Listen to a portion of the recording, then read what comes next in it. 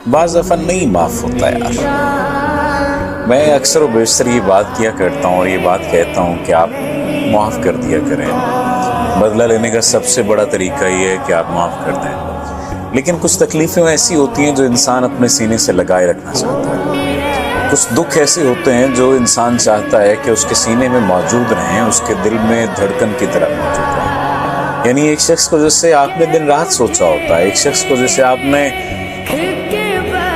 मिलने के लिए जाने क्या क्या किया होता है, जैसे आपने पाने के लिए जाने क्या क्या खोया होता है। वो शख्स जब सामने होता है तो वो फिर आपका नहीं होता, या सामने हो तो आपका होता है और आंख से ओझल हो जाए तो फिर आपका नहीं होता।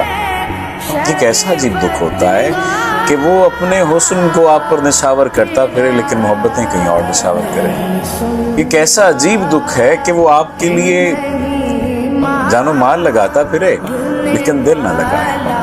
ये कैसा अजीब दुख है कि वो मोहब्बतें किसी और से करे, ख्वाब और ख्याल किसी और के करे, देखे और बातें आपसे करे। आपको यकीन दिलाए कि आप उसकी ज़िंदगी में कुछ नया लेकर आए, कुछ नया करने के लिए आए और फिर आपके साथ मौजूद ना हो। कैसा अजीब दुख है। कुछ दुख मुझे लगता है कि इंसान के अंदर मौजूद होते हैं और वो अपनी ही सज़ा अपने आप को दे रहा होता है। वो ये समझता है कि वो दूसरे को माफ़ नहीं करेगा। दूसरे को माफ़ करना उसके बस में नहीं होता, उसके इख्तियार में नहीं होता। बाज़ दफ़ा ज़रूरी नहीं होता माफ़ करना, लेकिन ये ज़रूरी होता है कि आप संभल जाएं। संभलना सबसे ज़्यादा ज़रूरी है और संभलना सबसे ज़्यादा मुश्किल काम है।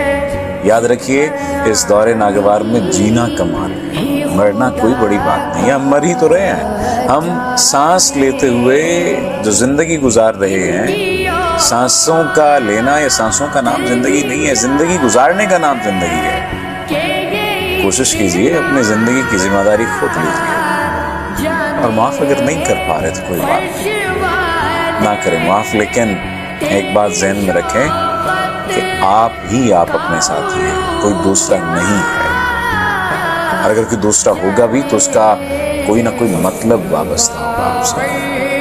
यकीन मान लीजिए, हो सकता है इस बात से आप इख्तिलाफ करें, लेकिन ऐसा नहीं है। जितनी जल्दी इस हकीकत को तस्लीम